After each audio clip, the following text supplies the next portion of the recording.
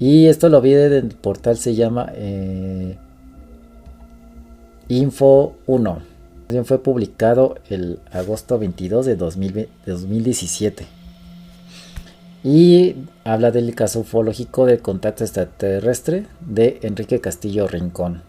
Mire, el siguiente caso de América del Sur en los años 1960 y 1970 presenta una de las supuestas experiencias de contacto extraterrestre más bien documentados y cautivador hasta la fecha. En junio de 1963, Enrique Castillo, un hombre de 30 años de edad, trabajaba para la empresa de servicios públicos de energía en Costa Rica para construir un puesto de avanzada de observación cerca de la cima del volcán Irazú. Un día, junto con dos colegas, vio dos objetos de color naranja en forma de círculo en el cielo, con un diámetro de unos 120 pies, que volaban 800 pies sobre el cráter. Como escribió en su libro OVNI, Gran Alborada Humana, o en inglés UFO, A Great New Human Dawn, uno de los dos objetos caía del cielo en un momento de caída de la hoja.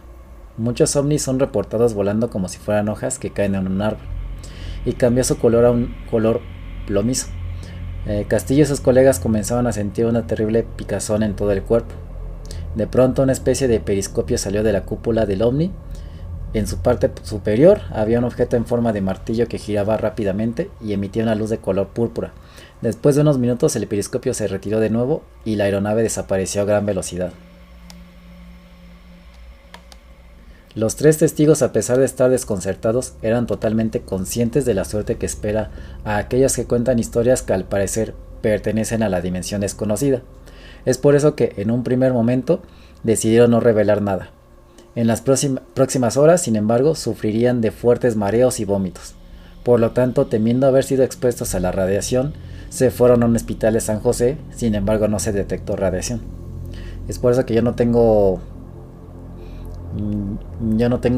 nada de ganas de tener contacto con ovnis, porque creen que todo es fabuloso y va a pasar como en las películas, pero no tienen consecuencias muy malas para la salud.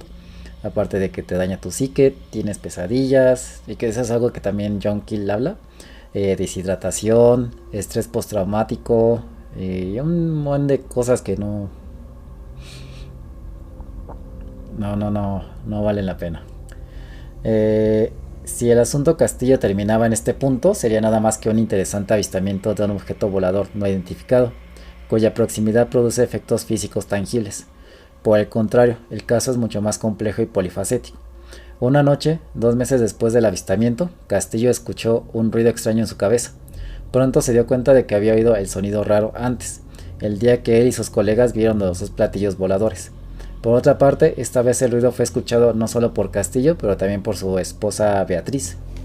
Después de estos acontecimientos, el interés del Castillo en materia de ovnis aumentó de manera exponencial, y fundó un grupo que estudiaba los fenómenos relacionados con los ovnis.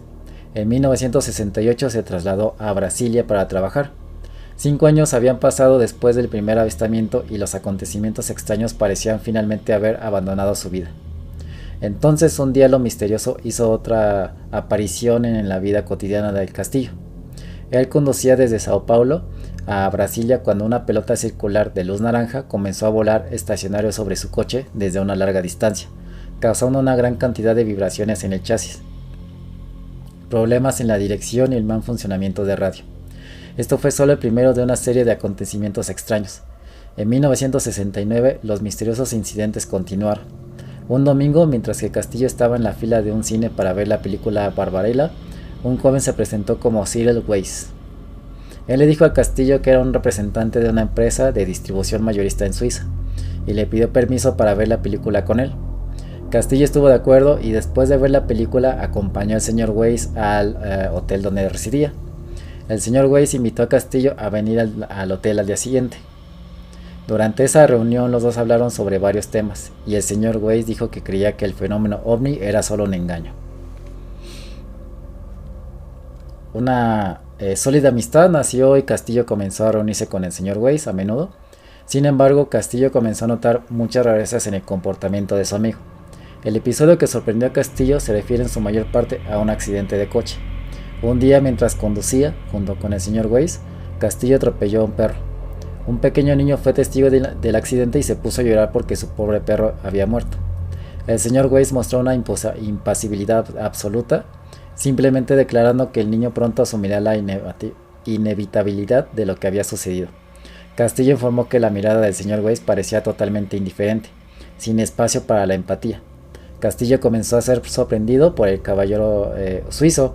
Hablaba español con fluidez y sin acento, y durante otro encuentro, en evidente contradicción con lo que él había dicho a Castillo unos días antes, dijo que estaba seguro de que podían haber entidades extraterrestres no solo en otros planetas, sino también en algunas zonas deshabitadas en la Tierra. Eso también hay otra coincidencia aquí con lo que nos comparte John Keel en su libro, que las entidades, digamos que hay mediums que pueden recibir toda clase de señales, tanto premoniciones como voces, como visiones, ¿no? ¿Qué diferencia una de la otra? Las premoniciones son una idea, ¿cómo se puede decir? Clara, esto es lo que va a pasar. Y los clarividentes o los que tienen visiones pueden tener visiones abstractas que no saben a qué se refieren en específico, ¿no? Un ejemplo es en el caso de West Virginia, donde un puente donde pasaban los carros que conectaban dos como islas, se derrumbó. Y una anciana había tenido una premonición a base de este suceso. Pero ella solamente vio regalos envueltos flotando en el agua. Pero eso no decía nada de exactamente qué iba a pasar. Pero daba la coincidencia de que esa tragedia sucedió en Navidad. Y al final lo que ella vio se volvió realidad, ¿no? Las envolturas de los regalos de varias personas que iban a llevar a sus familias quedaron en el agua. Esa es como que una premonición. Bueno, sí, es como una visión más bien. Y yo siento que la premonición es otra cosa distinta. Una premonición es ya que una persona sepa que algo malo va a suceder, algo ya conciso, ¿no? Algo ya más específico. Y esto lo digo porque los que reciben visiones, bueno, no visiones, sino mensajes de voces, ¿no? Que sienten que les hablan los ángeles o los extraterrestres, o que les digan cosas como que algo va a suceder, da la casualidad de que habla el mismo idioma nativo de esta persona, ¿no? Si es español, la entidad le habla en español. Si es inglés, le habla en inglés, ¿no? Y a mí me llamó la atención de que, pues, a pesar de que tenía rasgos suizos, el tipo hablaba español con fluidez y no se le notaba ningún acento extranjero, ¿no? Pero bueno, sigamos. Un día el señor Weiss anunció de pronto que iba a ir al extranjero por un largo tiempo. Sin embargo, como veremos más adelante, Castillo se reuniría con el señor Weiss de nuevo en el futuro, con un disfraz totalmente diferente. Era 1973, 4 años habían pasado desde la última reunión de Castillo con el señor Weiss, y todo parecía volver a la normalidad. Mientras tanto, Castillo se había trasladado a Bogotá, Colombia. Un día recibió una llamada telefónica de alguien que se llamaba Karen, una mujer mexicana que le dijo que le habían dado su número telefónico por parte de algunos maestros extraterrestres, así es, entre comillas, que querían ponerse en contacto con él. Castillo, al igual que la mayoría de la gente racional, pensó que era una broma, pero aún así decidió conocer a la mujer. Ella resultó ser muy persuasiva en sus afirmaciones y en consecuencia Castillo comenzó a asistir a las reuniones mantenidas por un grupo de personas que afirmaron estar en contacto con los extraterrestres de Andrómeda, una galaxia, bueno, todos conocen la galaxia, ¿no? Que está a 2,3 millones de años luz de la Tierra, que habían presuntamente transmitido varios mensajes a los seres humanos a través de la escritura automática. En octubre de 1973, una tarde los miembros del grupo OVNI habían llegado a la cima de una colina y se esperaba un contacto anunciado por los extraterrestres.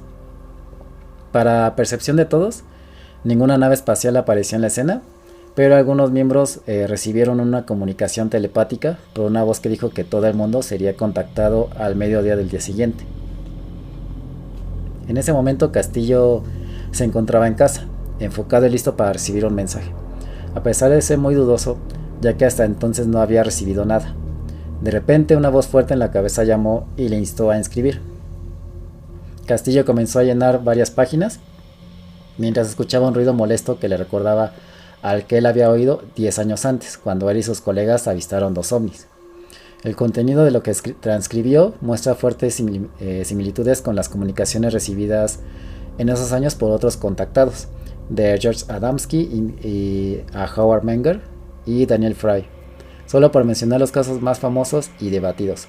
Se aludían a la Tercera Guerra Mundial, los desastres futuros y la llegada de los hermanos del espacio. Los mensajes continuaron durante los siguientes días hasta el final de octubre, cuando a Castillo se le dijo la fecha de un contacto físico próximo, fijado para el 3 de noviembre, aunque el lugar exacto no se había comunicado aún. Castillo declaró que sería cerca de un lago. Al mismo tiempo, la actividad onírica de Castillo creció exponencialmente, proporcionándole otras pistas sobre el lugar donde tendría lugar la reunión. Aquí me llamó la atención que le dijeron que sería cerca de un lago, porque lo que menciona, me baso mucho porque es el único libro que he leído hasta el momento de la ufología. Hay algo raro, algo muy común en todos estos avistamientos de críptidos, de monstruos y de ovnis, que hay un fuerte olor a azufre o hay un fuerte olor a almizcle, que el almizcle es lo que usa los mamíferos para marcar territorio, hasta los perros. Entonces, cuando pensamos que un perro está orinando un árbol una y otra vez cada que lo sacamos a pasear, no es 100% pipí, es más almizcle, que es para marcar territorio y tiene un olor muy concentrado, ¿no? Y hay muchos casos de personas que tienen encuentros con monstruos y Pie Grande o ¿qué se llama? El hombre polilla, Mothman, que hay un olor muy intenso a almizcle. Y menciona John Keel que ese olor tal vez se deba también a que todas esas criaturas se materializan a partir de los lagos, como que se emergen al lago y se desaparecen, y que eso puede explicar por qué no hay pistas de Pie Grande, por qué no hay pistas de Mothman, por qué no hay rastros de los ovnis, ¿no? O si llegan a ver un marciano. O sea, a pesar de que pues hay casos que llaman a la policía, llegan al lugar, mencionan lo que vieron y pues no hay rastros, no hay pelos. Aparte de las pisadas del Pie Grande, no hay rastros de pelos, no hay rastro de nada. Y que probablemente estos güeyes, pues como son extradimensionales, usan el agua como un portal, ¿no? Porque también, hablando científicamente, sí, para los químicos, el agua es la sustancia, el líquido más raro que hay. A pesar de que es el más común, es el más raro, para empezar, por sus 3 estados diferentes. Y la forma en la que se comporta no se ve ningún otro líquido. Entonces, tanto en la ciencia como en la magia y todo eso, el agua tiene una onda muy así de que abrir portales, es como un medio de energías y cosas así. Entonces como que sí tiene sentido, ¿no? Que hayan citado a este güey cerca de un lago, ¿no? El 3 de noviembre, el día del presunto contacto, Castillo llegó a un lago a unos 80 kilómetros de Bogotá y lo reconoció lo que había visto en un sueño. Una bola colocada bajo las raíces de un árbol en medio de un claro. La tomó en sus manos y comenzó a emitir finos rayos de luz, y al cabo de unos minutos, 2 platillos voladores aparecieron. Eran similares a los que Castillo había visto en Costa Rica 10 años antes. Los 2 ovnis se acercaban a Castillo, produciendo fuertes rayos de color naranja como un reflector apuntando hacia el suelo. 2 figuras con uniformes grises salieron de la luz, llevaban botas y cascos con viseras. Mientras tanto, una voz en la cabeza de Castillo le dijo que no se preocupara, y le sugirió que subiera a bordo. A pesar de ser un poquito renuente, Castillo caminó dentro del campo del faro y luego fue levantado a bordo. Se vio obligado a desnudarse y se le sometió a una descontaminación microbiana dentro de una habitación hexagonal vacía. Una puerta apareció de repente en una pared y 2 hombres entraron en la habitación. Para mayor asombro de Castillo, y yo creo que pues, a estas alturas todos saben de qué hablo, uno de los hombres resultó ser Cyril Weiss, ¿no? El misterioso hombre suizo que había conocido 4 años antes. El suizo dijo que su verdadero nombre era Krishna Merck y acompañó a Castillo en otra habitación donde había otros seres, todas similares a Weiss, el clásico alienígena nórdico. Castillo hizo varias preguntas y siempre se le dio una respuesta. Así, los pleiadianos le dijeron que tenían una gran cantidad de bases en la Tierra, que el primer contacto se remonta a miles de años antes de Cristo y que han estado influyendo activamente en nuestro desarrollo tecnológico. Sus naves espaciales podrían convertirse en invisibles para no asustar a la humanidad, que aún no estaba preparada para la revelación de una presencia extraña. Muchos emisarios de las Pléyades, como se le comunicó a Castillo, ya estaban en la población y orientados a crear grupos de cooperación con los seres humanos. Eso fue solo el primero de una serie de contactos físicos con los pleiadianos que continuaron hasta enero de 1975 en una especie de crescendo.